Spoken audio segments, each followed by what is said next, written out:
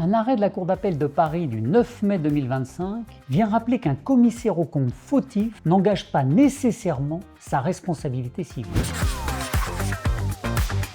Le demandeur à l'action avait acquis un prêt sur une société. Il soutenait que le commissaire aux comptes avait commis une faute en certifiant à tort les comptes d'une filiale de cette société, ensuite placée en liquidation judiciaire. Si cette faute n'avait pas été commise, disait-il, c'est-à-dire si le commissaire aux comptes avait émis une réserve ou un refus de certifier, il aurait été alerté sur le risque présenté par l'opération de prêt et n'aurait pas pris la même décision.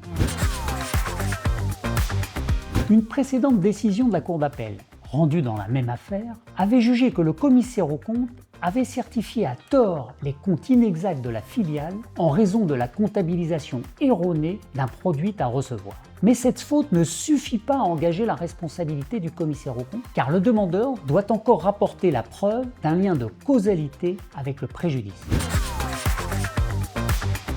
La Cour rappelle que c'est au demandeur de rapporter la preuve d'un lien de causalité entre la faute du commissaire aux comptes et le préjudice allégué, lequel s'analyse en une perte de chance. En d'autres termes, le demandeur doit démontrer que si le commissaire aux comptes n'avait pas certifié sans réserve les comptes, il n'aurait pas accordé le prêt ou l'aurait fait à des conditions différentes.